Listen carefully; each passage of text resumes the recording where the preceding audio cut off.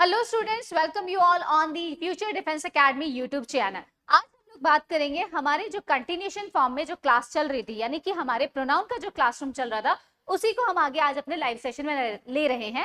Actually live session जो है वो हमारी इलेक्ट्रिसिटी की वजह से थोड़ा सा डिस्टॉर्टेड चल रहा है, क्योंकि प्रॉब्लम ये है कि जो साइक्लोन हमारे यहाँ आ रहा है, और स्पेशली आपने सुना ही है कि राजस्थान और गुजरात में इसकी दस्तक बहुत ज्यादा चल रही है।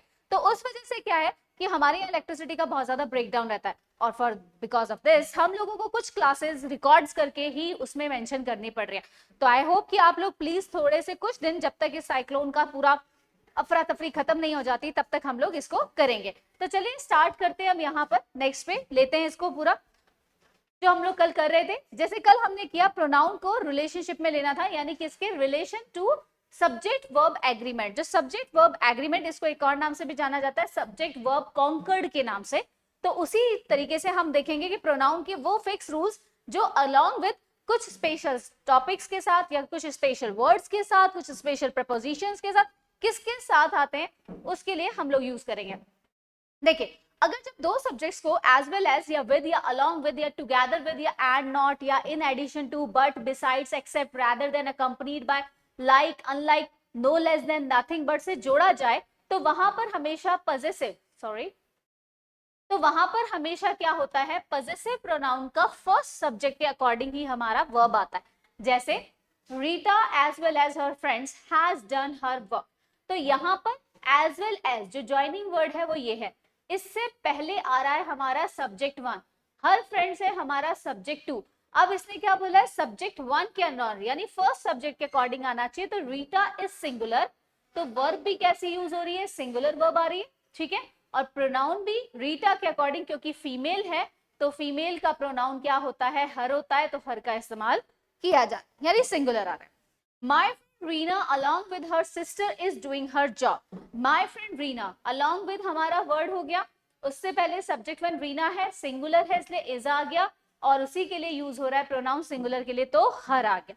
हमने यहाँ पर देखा कि किस तरीके से इन कुछ वर्ड्स के आने पर जब ज्वाइन होते हैं दो सब्जेक्ट्स, तो उस समय हमें हमेशा इससे पहले, यानी सब्जेक्ट वन को लेना होगा इन वर्ड से पहले वाला, उसके अकॉर्डिंग वर्ब, और उसी के अकॉर्डिंग हमें क्या इस्तेमाल करनी है, प्रोनाउन को इस्तेमाल करना है। नेक्स्ट रूल पे चलते हैं।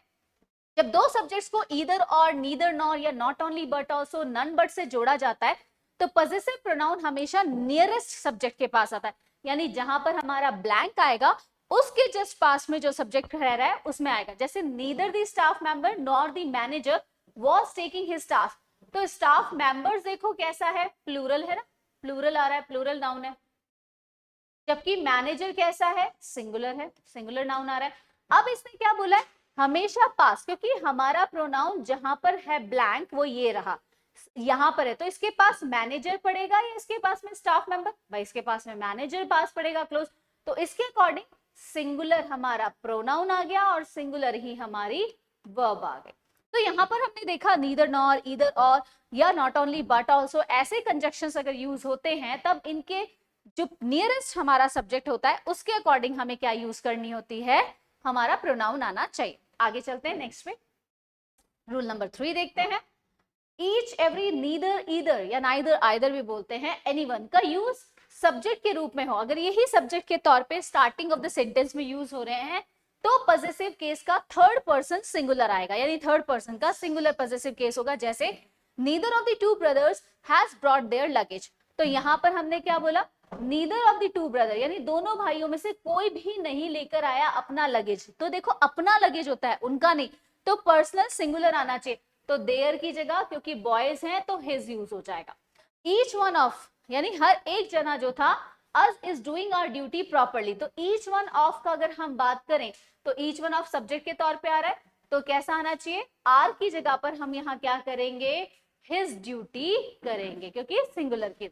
तो यहां हमने देखा कि अगर मान लीजिए नीदर, ईदर, ईच या ऐसे वर्ड्स किसके तौर पे आ जाते हैं, किसके यूज में, कि अगर वो सब्जेक्ट के तौर पे इस्तेमाल हो रहे हैं, तब हम वहां पर क्या करेंगे, उसके अकॉर्डिंग सिंगुलर प्लूरल का ही, सॉरी सिंगुलर प्रोनाउन का ही इस्तेमाल करेंगे। आगे चलते हैं रूल नंबर 4 पे।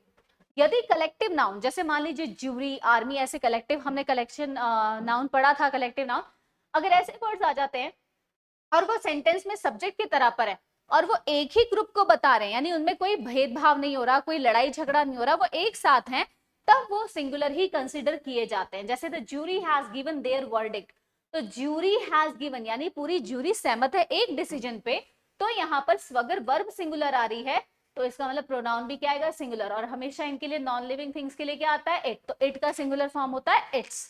तो हमने देखा the jury has given it's verdict, verdict का मीन्स होता है अपना कहते हैं ना रिजल्ट सुनाना या अपना व्यू देना, भविष्यवाणी टाइप में। नेक्स्ट, लेकिन अगर यही कलेक्टिव नाउन मान लीजिए उनमें आपस में लड़ाई है, झगड़ा हो गया, ठीक है, तो अब ऐसे केस में सब्जेक्ट के तौर पे सेपरेट यानी ये अलग अलग हो जाते हैं, तब वो एक भी हो सकते हैं, दो ग्रुप भी मान सकते हैं, यानी वो प्लूरल हो जाएंगे। तो प्लूरल होते तब उनका प्रोनाउन और वर्ब दोनों भी प्लूरल हो जाएंगे। जैसे the team are divided in its opinion, तो अब यहाँ पर डिवाइडेड हो चुकी है, यानी टीम के दो टुकड़े हो गए, तो इट्स नहीं आएगा, यहाँ पर आ जाएगा देयर, है ना, द टीम आर डिवाइडेड, तो वर्ब भी प्लूरल हो जाएगी। रूल नंबर 6, अगर दो या दो से ज्यादा सिंगुलर नाउन्स एंड से जुड़कर यूज हो तो इसके लिए प्लूरल तथा एडजेक्टिव के तौर पे दे, देम, देयर्स और देमसेल्व्स के प्रोनाउन को क्या किया जाता है, यूज किया जाता है। जैसे राम एंड श्याम दो व्यक्ति हैं, एंड से जुड़कर आ रहे हैं, प्लूरल हो गए, वर्ब कैसी आ गई, प्लूरल, तो हमारा प्रोनाउन भी कैसा आ जाएगा, प्लूरल ही यूज होगा, ठीक है। तो प्लूरल प्रोनाउन का यूज किया जाता है, जैसे दे, देम, देयर्स और ये आ जाएंगे। चलिए आगे देखते हैं नेक्स्ट पे। अगर दो सिंगुलर नाउन्स जुड़े हो एंड से, लेकिन एक ही नाउन के आगे अगर आर्टिकल आ रहा है, ठीक है, अगर एक ही नाउन के आगे आर्टिकल यूज होता है तो इसका मतलब वो दोनों नाउन एक ही पर्सन के लिए यूज हो रहे हैं, तब ऐसे केस में हमें सिंगुलर ही वर्ब यूज करनी होती है और सिंगुलर ही हमें क्या यूज करना होता है, प्रोनाउन यूज करना होता है। जैसे for example the secretary and the treasurer is negligent of their duty, अब यहाँ पर आर्टिकल सिर्फ किसके आगे, सेक्रेटरी के आगे, ट्रेजर, तो इसका मतलब ये दोनों पर्सन एक हैं, ठीक है, ये बंदा एक ही है, वो सेक्रेटरी भी है और ट्रेजरर भी है, तो वर्ब कैसी आई है, सिंगुलर आ गई, ठीक है। तो अब यहाँ पर प्रोनाउन भी कैसा आना चाहिए, सिंगुलर, तो इसका मतलब यहाँ आना चाहिए हिज, जैसे कि नीचे एग्जाम्पल में करेक्शन कर रखा। अब इसी का एक अल्टरनेट रूल देखें, लेकिन अगर मान लीजिए दो प्रोनाउन आ रहे हैं, यानी दो नाउन्स का इस्तेमाल किया जा रहा है, एंड से जुड़ रहे हैं, दोनों नाउन के आगे आर्टिकल है, तो इसका मतलब वो दोनों लोग अलग अलग है। जैसे for example the secretary and the treasurer, तो दीज आर टू पीपल, 1 + 1 2, तो ये 2 हो रहे हैं, तब ऐसे केस में वर्ब भी कैसी आएगी, plural, and second thing pronoun भी कैसा यूज होगा, प्लूरल होगा। फॉर एग्जाम्पल यहाँ हिज लिखा है, आना क्या चाहिए, देयर वर्क। तो यहाँ पर हमने देखा कि जब हम लोग कभी भी आर्टिकल को देखते हैं तो आर्टिकल की पोजीशन देखते ही हमें पता लग जाएगा कि सिंगुलर आने वाला है या प्लूरल आने वाला है।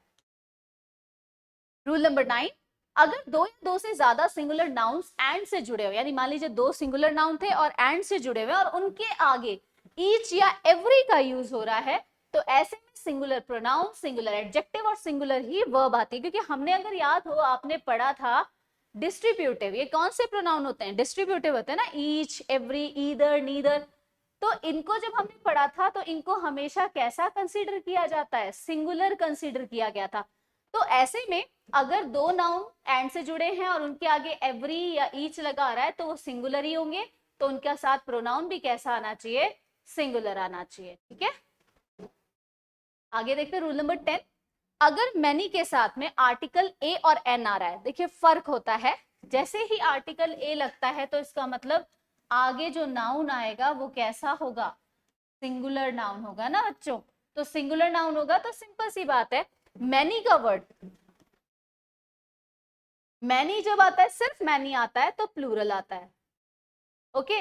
लेकिन मैनी अ आएगा या एन आएगा तो सिंगुलर नाउन का यूज होगा, फाइन।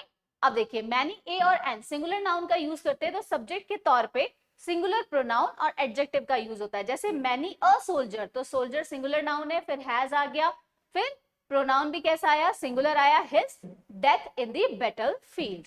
तो यहां पर हमने देखा कि मैनी अ के साथ सिंगुलर प्रोनाउन प्लस में सिंगुलर वर्ब आती है। अब आते हैं डिस्ट्रीब्यूटिव। डिस्ट्रीब्यूट का मतलब क्या होता है, बांटना। वही बांटने के लिए हम कौन से यूज करते हैं, ईच, एवरी, ईदर और नीदर का इस्तेमाल ही किया जाता है। तो देखिए ईच ऑफ, ईदर ऑफ और नीदर ऑफ, यानी अगर मान लीजिए ईच, ईदर और नीदर इनके साथ में और हमेशा कौन सा प्रीपोजिशन आ जाए, ऑफ अगर यूज हो रहा है तो हमेशा एक चीज ध्यान रखनी है, प्लूरल नाउन या प्लूरल प्रोनाउन ही आता है। जैसे each of the boy, each of the boy यानी लड़के में से भी एक लड़का, पॉसिबल ही नहीं ना, बॉयज में से एक का बात करें ना, हर एक, तो बॉयज आएगा, हैज अ नोटबुक, ठीक है। तब ऐसे में प्लूरल नाउन या प्रोनाउन ही आना चाहिए ईच ऑफ द के बाद। Next, each of, either of, neither of के बाद प्लूरल प्रोनाउन के पहले अगर आर्टिकल द है तो आपको ध्यान रखना है सिंगुलर प्रोनाउन और सिंगुलर वर्ब आनी चाहिए। जैसे each of the boys plural है, लेकिन वर्ब कैसी आएगी, सिंगुलर, और प्रोनाउन भी कैसा आएगा, दोनों ही कैसे आएंगे, सिंगुलर आएंगे, ठीक है। तो इसमें ये ध्यान रखना है, भले ही नाउन कैसा आ रहा है, प्लूरल आ रहा है। अब आप कहोगे मैम ये तो गलत है, गलत क्यों है भाई, हमारा मेन मोटो तो ये है ना ईच ऑफ, और ईच ऑफ किसको डिफाइन करता है, सिंगुलर को, इनमें से एक की बात की जा रही है, हर एक की बात की जा रही है, ओके। नेक्स्ट रूल नंबर 3 देखिए, अगर ईच का यूज सब्जेक्ट के लिए हो, मान लीजिए ईच का इस्तेमाल किसके लिए किया जा रहा है, सब्जेक्ट के लिए किया जा रहा है, और ईच का यूज सब्जेक्ट के बाद ऑक्सिलरी वर्ब आ रही है, तो देखो कैसा है, we have each advise him to give up smoking, ये गलत है। अगर हेल्पिंग वर्ब आ रही है तो हेल्पिंग वर्ब के पहले ईच लगता है, वी ईच हैव, अगर सब्जेक्ट है और ईच आ रहा है फिर हैव आएगा, फिर advise him to give up smoking. ऐसे सेंटेंसेस में वर्ब सब्जेक्ट के अकॉर्डिंग होती है, तो ये जो वर्ब आएगी वो किसके अकॉर्डिंग आएगी, सब्जेक्ट, सब्जेक्ट कौन है, यहाँ पर वी है, ईच के अकॉर्डिंग यहाँ नहीं होगा। चलिए, बोथ का यूज हमेशा दो ही लोगों के लिए, दो चीजों के लिए होता है, दो से ज्यादा आते ही हम बोथ का इस्तेमाल करते नहीं हैं। अब जैसे both of them are not going, अब ऐसे वर्ड में बोथ के साथ एक ग्रामर का रूल और क्या कहता है कि बोथ के साथ कभी भी नॉट का यूज नहीं होता, यानी कि बोथ कभी भी नेगेटिव सेंटेंसेस के लिए इस्तेमाल नहीं किया जाता। जी हाँ, नेगेटिव सेंटेंसेस के लिए हम कभी भी बोथ का इस्तेमाल नहीं करते। अगर हमें नेगेटिव बनाना है तो नीदर ऑफ करना है, neither of them is going, उनमें से कोई भी नहीं, दोनों में से कोई भी नहीं जा रहा है। नेक्स्ट आते हैं यूज ऑफ इनडेफिनिट प्रोनाउंस। अब इनडेफिनिट प्रोनाउंस में रूल नंबर 1 देखिए क्या कहता है, अगर वन का यूज सेंटेंस में सब्जेक्ट के तौर पे हो रहा है, जैसे one should do once duty, तो ध्यान रखें नॉमिनेटिव केस वन आएगा और ऑब्जेक्टिव प्रोनाउन के तौर पे वन सेल्फ आएगा। जैसे वन शुड, ये हमारा सब्जेक्ट हो गया, ये हमारा क्या हो गया, किसका कर रहा है, नॉमिनेटिव केस आ गया, और ये क्या हो गया, हमारा ऑब्जेक्टिव प्रोनाउन हो गया। One should keep once promise, तो अब यहाँ पर वंस प्रॉमिस किसके लिए, हर एक को अपना हर एक प्रॉमिस निभाना चाहिए। प्रोनाउंस से रिलेटेड हम लोग कुछ टॉपिक जो है क्वेश्चन टैग में पढ़ेंगे, क्वेश्चन टैग बहुत ही अच्छा सा टॉपिक है। सो स्टूडेंट्स, अभी हमने प्रोनाउन के कुछ बेसिक रूल्स देखे, अब हम लोग छोटा सा एक इंट्रो जो देखना चाहते हैं, ये मेरी बहुत ही फेवरेट बुक है जो मैंने पहले भी बताया था, उससे ही रिलेटेड थोड़ा सा एक बेसिक छोटे बच्चों के लायक है।